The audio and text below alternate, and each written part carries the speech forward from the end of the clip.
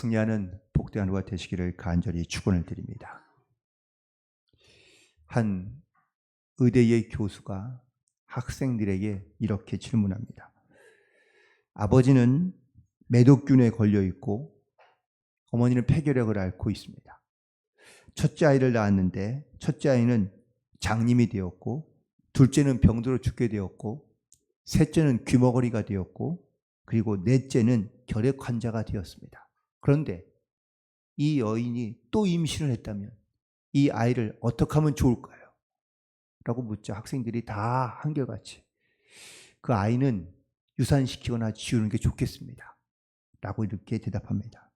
그러자 그 교수님이 다시 한번 점잖게 말하기를, 지금 여러분은 방금 베토벤을 죽였습니다. 라고 말하는 겁니다. 우리가 알고 있는 일반적인 상식으로 본다면 물론 이 아이는 태어나지 않는 것이 훨씬 낫습니다. 물론 베토벤도 후에는 귀머거리가 되기도 하지만 그는 자기의 고난과 고통을 예술로 승화시킨 아름다운 귀한 작품들을 우리 가운데 남겨주었기 때문이죠. 우리가 알고 있는 이 선입관이 사실 우리가 물론 사람을 판단하거나 혹은 정죄하지 하면 안 된다는 것을 알고 있음에도 불구하고 우리가 갖고 있는 선입관과 아니면 생각들로 인하여 우리는 사람들을 정죄하거나 판단하는 경우들이 많습니다. 그리고 더 중요한 것은 이런 잘못된 선입관이 바로 옳지 않거나 혹은 또 그릇된 판단을 하는 경우들이 많다라는 사실이죠. 그래서 우리는 이 판단을 섣불리 하지 않아야 한다는 것을 알면서도 그렇지 못할 때가 많이 있습니다. 엉뚱한 혹은 또 너무나 당연한 질문이지만 우리가 이 질문에 대하여 한번 생각해 봐야 할 것은 바로 예수님은 나에게 혹은 당신에게, 여러분에게는 누구인가? 라는 질문이기도 합니다. 물론 우리는 예수님에 대하여 알고 있습니다. 네, 과거 2000년 전에 이스라엘에서 태어나 그리고 또 태어나신 것도 그냥 태어난 것이 아니라 성령의 감동으로 태어나 그래서 주님에게 태어나시고 그리고 많은 기적과 능력을 행하시고 나중에는 십자가에 달려 죽으신, 그리고 다시 부활하고 살아신, 그래서 우리의 죄를 용서하고 우리를 구원하신 그런 우리 예수님으로 믿음으로 고백하고 있습니다. 그러나 우리가 이렇게 예수님을 고백하며 우리가 믿음으로 살아간다고 말하지만 실제로 그 믿음의 고백만큼 우리가 예수님을 알고 또한 예수님을 믿고 신뢰함으로 나아가고 있느냐. 때로는 우리가 머리로 알거나 귀로 들은 상식을 가지고 혹시 우리가 예수님을 안다고 말하고 있는 것은 아닌지. 오늘 본문에 있는 말씀에 1절부터 6절까지 있는 말씀에 보면 예수님을 잘 아는 사람들이 등장합니다. 그건 누구냐? 바로 갈릴리 고향 사람들입니다. 여러분, 예를 들어서 한 동네에서 한 30년 이상 살아보세요. 그러면 그 사람이 어떻게 사는지, 그 식구들이 혹은 또 그 집에 숟가락이 몇 개인지 대부분은 다 알지 않을까요? 예수님도 갈릴리라는 마을에서 적어도 30년 동안 사셨습니다. 자기의 형제들 혹은 또 누이들도 등장하지만 온 식구들이 한 마을에서 30년을 살았다는 이야기는 주변에 많은 사람들이 다 그가 누구인지, 어떤 사람인지, 어떤 일을 했는지, 어떻게 살고 있는지 다 알고 있다라고 말해도 과언이 아닙니다. 그런데 예수님께서 고향을 잠시 떠난 것인데 나가다 다시 돌아와 올 때 보니 이전과는 다른 완전한 새로운 사람이 되어 있는 겁니다. 그의 가르침이, 지혜가 달라졌고 그가 갖고 있는 권능이 나타나기 시작하자 아무도 그 예전에 그들이 알고 있던 예수님을 받아들이려 하거나 혹은 믿으려 하지 않고 있다라는 겁니다. 놀랍게도 이 갈릴리에 있는 고향 사람들은 예수를 가장 잘 아는 사람이니까 사람들임에도 불구하고 예수를 믿지 않고 배척했다라고 말씀하고 있죠. 오늘 3절에 있는 말씀입니다. 끝절에 보면 예수를 배척한지라. 더 이상 예수님은 그들이 알고 있던 나사렛의 목수가 아닙니다. 하지만 이 고향에 있는 갈릴리의 사람들은 예수님을 너무나 잘 아는 고로 예수에 대하여 믿지 아니하고 배척했다라는 사실입니다. 오늘 이 말씀을 통해서 우리가 알고 있는 예수님은 과연 어떤 예수님인지 오늘 그 말씀을 다시 한번 묵상하고 그리고 다시 한번 예수를 깊이 있게 알아갈 수 있는 영적인 결단과 고백이 있게 되기를 간절히 소망합니다. 첫 번째는 먼저 그래서 예수를 알 때 잘못된 선입관을 버려야 한다라는 사실입니다. 그들은 30년 동안 예수님과 또한 그의 식구들을 잘 보았습니다. 어떻게 사는지, 무엇을 먹고 사는지. 첫 번째 그들이 알고 있는 예수는 바로 목수였습니다. 하지만 예수님께서 고향에 돌아오실 때에는 온갖 큰 많은 소문들을 가지고 돌아오십니다. 세상적으로 말하면 금이 환영했다고 해도 과언이 아닐 겁니다. 예수님께서 돌아오시고 난 다음에 회당에서 사람들에게 안식일에 말씀을 가르치십니다. 그런데 그 갈릴리에 있던 모든 사람들이 예수님의 말씀을 듣고 놀랍니다. 놀란 이유는 예수님이 가르치시는 그 지혜가 어디서부터 나온 것인지 알 수 없기 때문입니다. 다시 말하면 목수였던 예수님은 배움이 짧았고 지식이 부족했던 사람이었던 것을 알 수 있습니다. 예수님이 드러내지만 않으셨을 뿐이지 예수님의 지혜와 지식을 사람들이 전혀 알지 못했고 또한 많은 사람들은 예수님이 갖고 있는 지식에 대하여 그래서 놀랄 수밖에 없었다라는 사실입니다.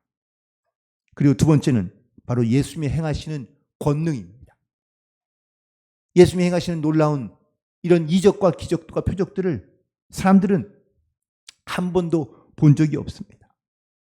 그래서 어떻게 저런 지혜가 2절에 있는 말씀이죠. 어떻게 저런 가르치시는 지혜가 나타나는지 아니면 어떻게 저런 권능이 나타나고 있는지 도무지 알 길이 없습니다. 이해할 수 없습니다. 그런데 놀라운 반응은 3절에서 이런 예수님에 대하여 배척하고 있다라는 사실입니다.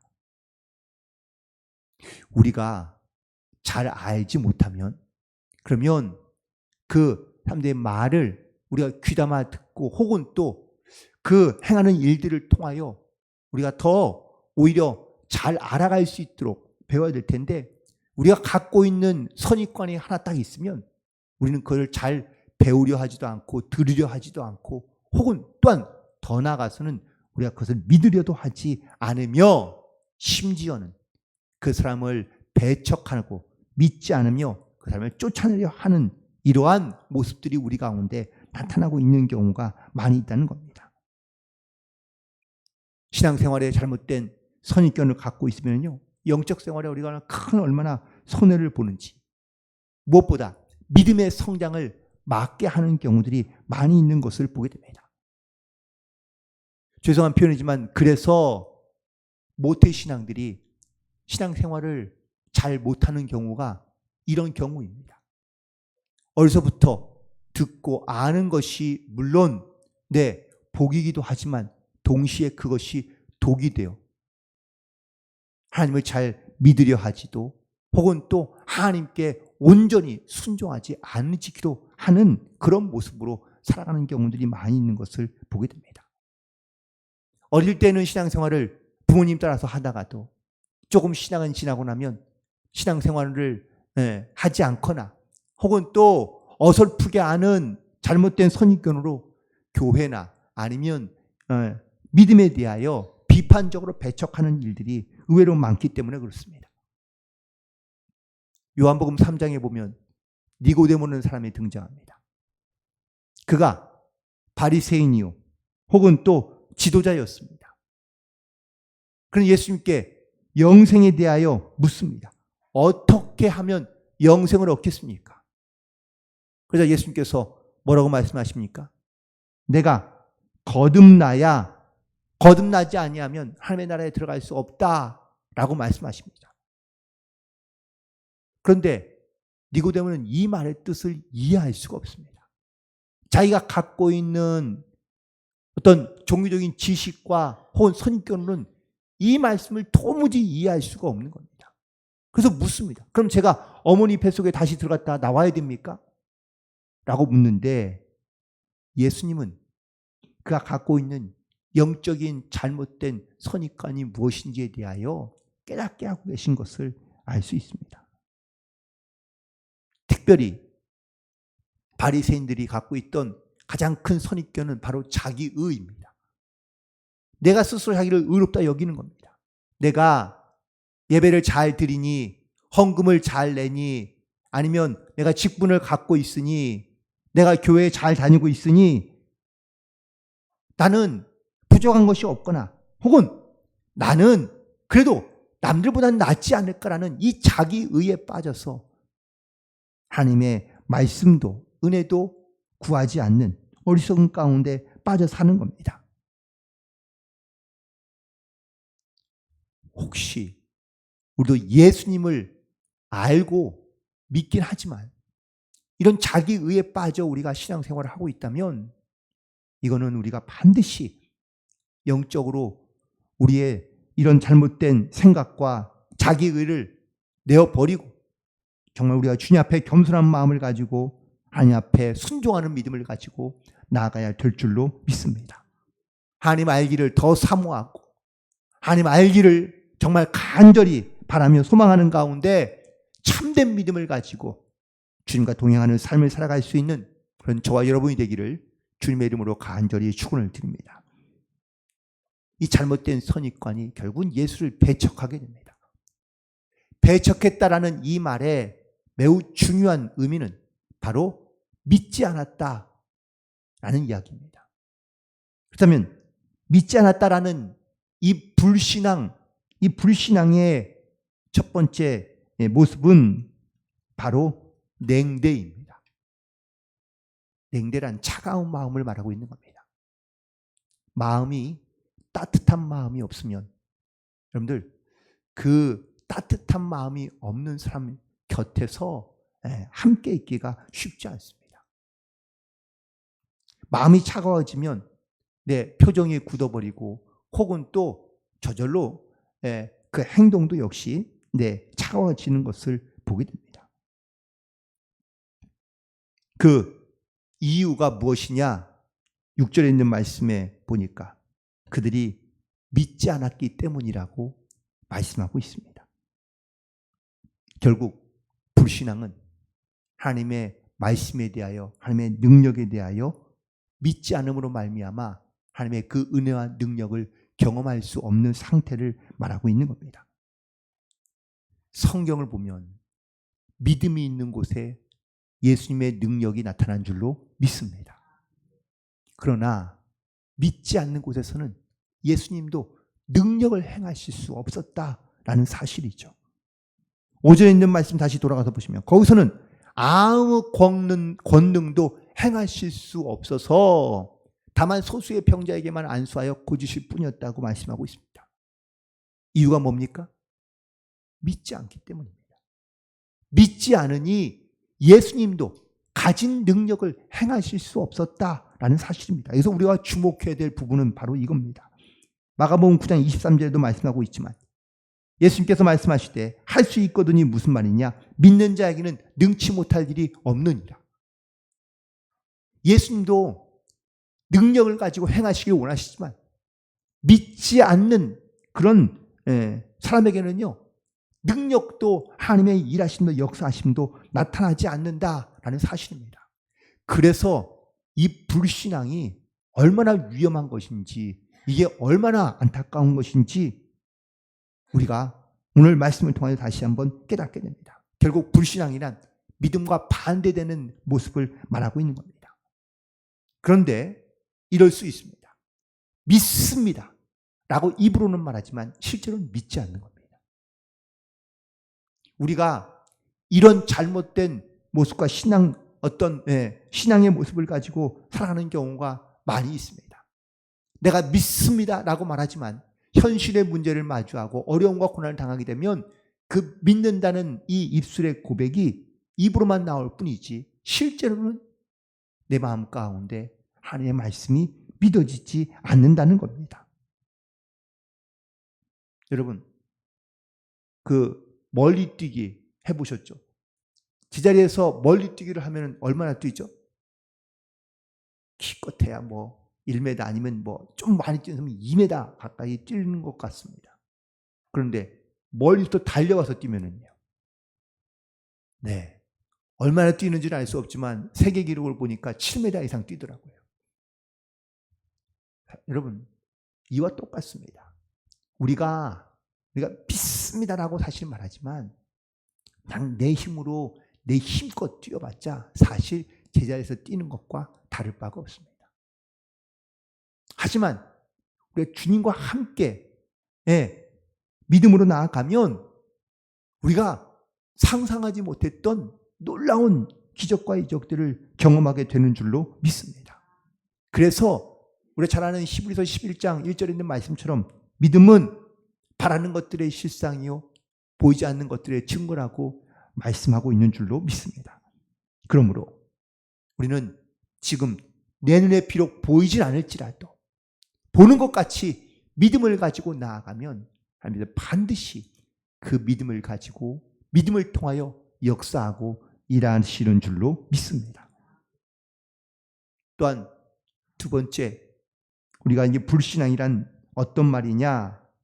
자기 생각에 붙들려 또한 근심에 빠져 하나님의 은혜와 능력을 체험하지 못하고 있는 상태를 말하고 있는 겁니다. 그렇다면 왜 이런 은혜와 능력들을 체험하지 못할까요? 눈에 보이는 것만 집착하기 때문입니다. 갈릴리에 있는 고향 사람들 예수님을 잘 압니다. 30년 동안 보았으니 모를 수가 없죠. 그런데 그들이 지금 알고 있는 예수님은 어떤 예수입니까? 눈에 보이는 예수님. 30년 동안 목수일을 하고 자기들 곁에서 그냥 그렇게 평범하게 살았던 예수님이 그들이 알고 있고 보았던 전부입니다. 결국 이런 사람들이 결국 예수님을 배척합니다. 분명 예수님께서 고향에 오시기 전까지 어떤 기적과 이적을 행하셨는지 소문을 통해서 다 들었을 겁니다. 그러나 예수님께서 그 마을에 고향에 돌아오시자 심지어 안식일 날 회당에서 말씀도 전하시고 권능도 기적도 행하셨지만 그들은 다 믿지 않습니다. 배척합니다. 배척했다는 말의 또 다른 의미는 하나님께 은혜를 구하지 않는다라는 말입니다. 이 정도면 됐지 굳이 그렇게 열심히 기도할 필요 있나? 굳이 그렇게 신앙생활 열심히 할 필요 있나? 교회에다가 그렇게 애쓸 필요 있나?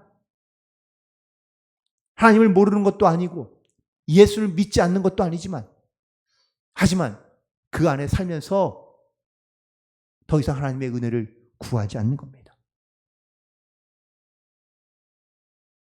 우리가 아는 예수님, 내가 믿음으로 고백하는 예수님의 그 은혜, 우리는 과연 어떤 은혜를 구하며 또한 하나님의 그 은혜 가운데 살고 있음을 믿음으로 고백하고 계십니까?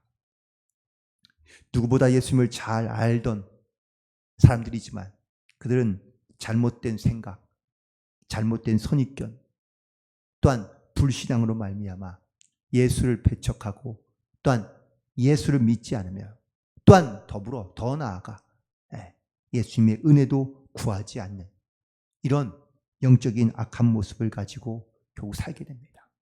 예수님도 능력을 행하시고 말씀을 가르치기 원하셨지만 더 이상 아무 권능도 행하실 수 없어 결국은 그곳을 떠나고 맙니다. 그러면서 말씀하시기를 이곳이 소돔과 고모라보다 더 악한 곳이다 라고 이렇게 말씀하십니다. 혹시라도 우리가 예수님을 알긴 알지만 잘못된 생각과 선입관이 있다면 특별히 우리가 지금 884의 기적을 놓고 기도하고 있는데 정말 그 영혼이 하나님께로 돌아오길 원한다면, 그리고 구원받기를 원한다면 우리가 갖고 있는 인간적인 생각이나 선입관을 버리고 정말 그 영혼을 우리가 구원하기 위한 영적인 간절한 소망을 가지고 하나님을 바로 알기를 원하며 또한 예수님을 진정으로 만나기를 원하는 간절한 믿음을 가지고 그 복음의 증인으로서 우리가 주님을 증거하며 날마다 주님과 동행하는 삶을 살아가는 그런 승리하는 하루가 되시기를 주님의 이름으로 간절히 축원을 드립니다. 기도하시겠습니다.